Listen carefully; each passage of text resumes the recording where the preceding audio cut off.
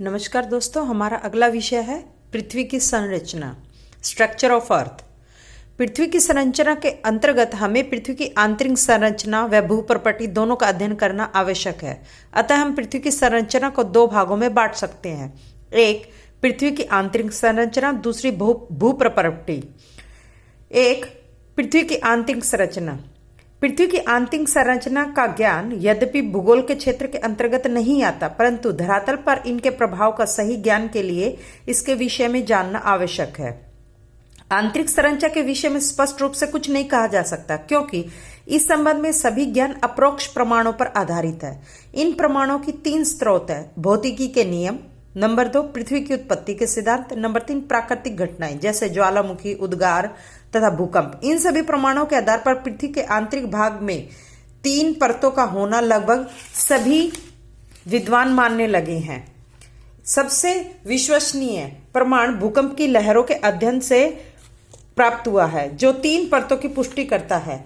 इन सभी प्रमाणों के आधार पर धरातल के अवसादी चट्टानों के नीचे ग्रेनाइट, सियाल या बाहरी परत की मोटाई लगभग 20 किलोमीटर मानी गई है। यद्यपि ग्राचट के अनुसार यह 60 किलोमीटर तथा डेली के अनुसार 55 किलोमीटर है। इसके नीचे मध्यवर्ती परत है, जिसका घनत्व 3.1 से 4.75 माना गया है। इसके नीचे पृथ्वी का केंद्रीय पिंड है, जो तरल है तथा पृथ्वी के केंद्र तक चला गया है। मध्यवर्ती पिंड की अधिकतम गहराई 2900 किलोमीटर है तथा केंद्रीय पिंड की गहराई पृथ्वी के केंद्र तक लगभग 6378 किलोमीटर है और घनत्व 4.75 से 11 के बीच में है। पृथ्वी की आंतरिक संरचना के विषय में जानकारी के विभिन्न स्रोतों को हम 3 वर्गों में रख सकते हैं। एक, भूगर्भ की तापीय तथा भौतिक अवस्था, नंबर 2 पृथ्वी की उत्पत्ति के सिद्धांत, नंबर 3 प्राकृतिक घटनाओं से प्राप्त प्रमाण जैसे कि ज्वालामुखी तथा भूकंप। पहले हम भूगर्भ की तापीय भौतिक अवस्था के बारे में पता करेंगे। भूगर्भीय तापीय तथा भौतिक अवस्था इस वर्ग के अंतर्गत तापमान, दबाव और चट्टानों के घनत्व आते हैं। नंबर 1 है तापमान की अवस्था। जैसा कि हम जानते हैं कि जो हम धरातल के नीचे जाते हैं, तापमान बढ़ता जाता है। ऐसा पाया जाता है कि ताप की औसत वृद्धि दर 32 मीटर की गहराई पर 1 डिग्री सेल्सियस है। इस आधार पर 50 किलोमीटर की गहराई पर इतना अधिक तापमान होना चाहिए कि चट्टान या खनिज ठोस रूप में हो ही नहीं हो सकते।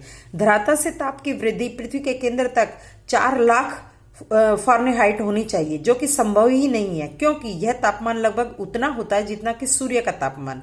भूवैज्ञानिक मानने लगे हैं कि पृथ्वी की गहराई तापमान वृद्धि दर एक समान नहीं है। 100 मीटर की गहराई पर इतने अधिक तापमान के कारण यूरेनियम, थोरियम जैसे रेडियो एक्टिव पदार्थों की प्रचुरता है। इसके बाद की गहराई में ये पदार्थ है ही नहीं।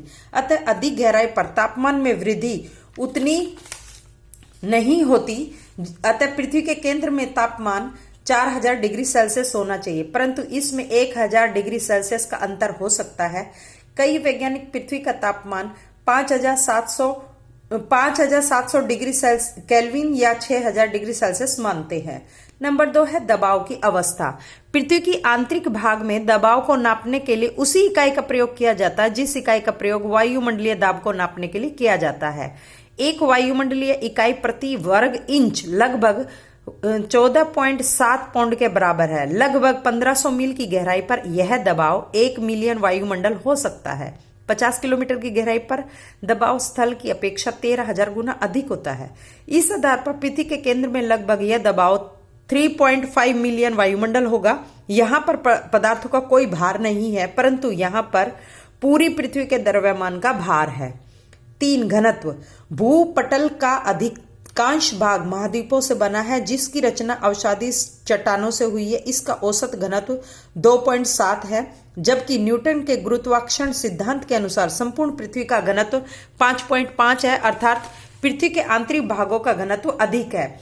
पृथ्वी के केंद्र के पदार्थों का घनत्व इतना अधिक है कि वह केवल दबाव के कारण नहीं बढ़ाया जा सकता, अर्थात भूगर्भ में पाए जाने वाले पदार्थ रचना में ही धरातल के चट्टानों से भिन्न है और मूलतः भारी पदार्थों से बने हैं, जिसमें लोहे तथा निकेल का भारी मात्रा में पाया जाना है। पृथ्वी के चुंबकत्व का मुख्य कारण पृथ्वी के केंद्रीय भाग में लोहे तथा निकल का भारी मात्रा में पाया जाना समझा जाता है, क्योंकि इन दोनों धातुओं में चुंबकत्व की शक्ति बहुत अधिक होती है। इस धातु मंडल के ऊपर भारी चट्टानों की एक परत है जिसे मेंटल कहते हैं। यह मोहो सातत्य से प्रारंभ होकर 2900 किलोमीटर तक पाया जाता है।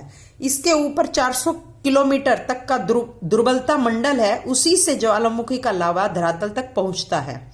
पृथ्वी के आयतन का 83% तथा द्रव्यमान का 67% भाग इसी मेंटल में है। सबसे ऊपर की साधारण चट्टानों की परत है जिसे भूप्रपट्टी या भूपटल कहा जाता है। भूप्रपट्टी की मोटाई महाद्वीपों व महासागरों में अलग अलग है। महासागरों में इसकी औसत मोटाई 5 किलोमीटर तथा महाद्वीपों में इसकी मोटाई 30 किलोमीटर है। इसका घनत्व 3 ग्राम प्रति घन सेंटीमीटर है। महासागरों के नीचे भूप्रपट्टी की चट्टानें बेसाल्ट निर्मित है और इनका घनत्व 2.7 ग्राम प्रति घन सेंटीमीटर है। अब हम आते हैं दूसरे पॉइंट पर, पृथ्वी की उत्पत्ति के सिद्धांत। पृथ्वी की उत्पत्ति के सिद्धांत में विद्वानों ने पृथ्वी के मूल रूप को ठोस, द्रव या वायव्य अथवा गैसीय अवस्था में माना है। जैसे चेम्बरलिन ने अपने ग्रहणों सिद्धांत में पृथ्वी की उत्पत्ति को ठोस ग्रहणों के एकत्रीकरण का द्वारा स्पष्ट किया है। इसलिए पृथ्वी की आंतरिक संरचना ठोस होनी चाहिए। परंतु जेम्स जीन्स की ज्वारीय परिकल्पना के अनुसार पृथ्वी की उत्पत्ति द्रवावस्था से हुई है, अतः पृथ्वी का भूगर्भ द्रवावस्था में होना चाहिए। परंतु लाप्लेस की निहारिका परिकल्पना के अनुसार पृथ्वी की उत्पत्ति की निहारिका से हुई है, इसलिए पृथ्वी का केंद्र वायवीय अथवा गैसीय अवस्था में होना चाहिए। इस प्रकार पृथ्वी की उत्पत्ति के उपयुक्त विरोधी मतों के परिप्रेक्ष्य में हम भूगर्भ की संरचना का स्पष्टीकरण कर पाना बहुत कठिन है। तीसरा है प्राकृतिक घटनाएं, जैसे कि ज्वालामुखी उद्गार और भूकंप। पहला है ज्वालामुखी उद्गार। जब पृथ्वी के किसी भाग में ज्वालामुखी का उद्गार होता है तो पृथ्वी के आंतरिक भाग से गर्म व तरल लावा बड़ी मात्रा में निकलता है। इस आधार पर पृथ्वी का आंतरिक भाग अवश्य ही तरल अवस्था में होना चाहिए, परंतु भौतिकी के विद्वानों का मानना है कि पृथ्वी के आंतरिक भाग पर पड़ने वाले ऊपरी दबाव के कारण वहां चट्टानें नहीं पिघल पाती। इस प्रकार पृथ्वी का भाग ठोस ही होगा। 2 नंबर है भूकंप। पृथ्वी की आंतरिक संरचना के विषय में सबसे अधिक ज्ञान भूकंप से उठने वाली लहरों से हुआ है। ये 3 प्रकार की हैं। 1 प्राथमिक तरंगे, 2 गौण या आड़ी तरंगे, 3 है धरातलीय तरंगे। पहले हम अध्ययन करेंगे प्राथमिक तरंगों के बारे में। प्राथमिक तरंगे, ये लहर ध्वनि तरंगों के अनुरूप होती है। इससे पदार्थ के कण गति की दिशा में प्रदोलित होते हैं। इसकी गति सभी तरंगों की गति से तेज होती है। इसकी गति घने और ठोस चट्टानों में और अधिक तीव्र हो जाती है। इसके आने पर धरातल ऊपर नीचे होने लगता है। अंग्रेजी में इसे पी वेव्स के नाम से पुकारते हैं। इनकी ठोस माध्यम में गति 7.8 किलोमीटर प्रति सेकंड होती है। अगला है गौण व आड़ी तरंगे। पी तरंग के बाद एस तरंग का आविर्भाव होता है। ये लहरें जल तरंगों अथवा प्रकाश तरंगों से मिलती जुलती है। इसमें पदार्थ के कणों की गति लहर की दिशा के प्रति समकोण बनाते हुए होती है। इसी कारण इन्हें आड़ी तरंगे कहते हैं। इन्हें एस वेव्स भी कहा जाता है। ये पृथ्वी के भीतर अधिक गहराई तक प्रवेश कर जाती है, पर द्रव पदार्थों में प्राय लुप्त हो जाती है। ठोस माध्यम में इसकी गति 4.5 से 6 किलोमीटर प्रति सेकंड होती है। तीसरा है धरातलीय लहरें। ये लहरें धरातल के ऊपर तक ही रहती हैं। भूगर्भ में से ये प्रवेश नहीं कर पाती। ये लंबे समय तक प्रदोलित होती रहती है तथा आड़े तिरछे धक्के देकर चलती रहती है। फलते ये काफी विनाशकारी हैं। इनका वेग सबसे कम ये 1.5 किलोमीटर से 3 किलोमीटर प्रति सेकंड रहता है।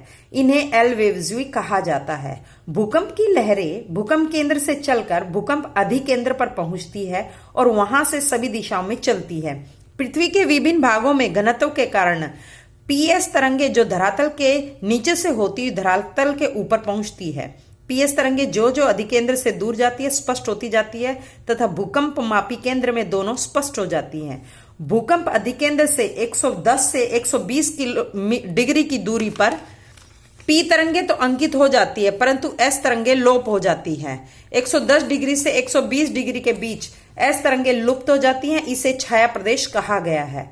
1909 में क्रोएशिया देश के कुल्पा घाटी में पीएस तरंगों के समांतर एक जोड़ी और पीएस तरंगे पैदा हुए, उन्हें पीजी या एसजी का नाम दिया गया है। सिस्मोग्राफ पर पीजी एसजी के पहले पीएस रिकॉर्ड हो गई थी। 1923 में कोनार्ड विद्वान ने टॉर्न भूकंप के क्रम में पीएस पीजी एसजी के साथ साथ तीसरी जोड़ी और सिस्मोग्राफ पर अंकित हुई देखी। उन्होंने उन्हें पी स्टार और एस स्टार नाम दिया। 1926 में जर्सी भूकंप में भी और ये तीनों जोड़ी तरंग लहरें और हरफर्ड भूकंप में भी ये तीनों जोड़ी लहरें पाई गई।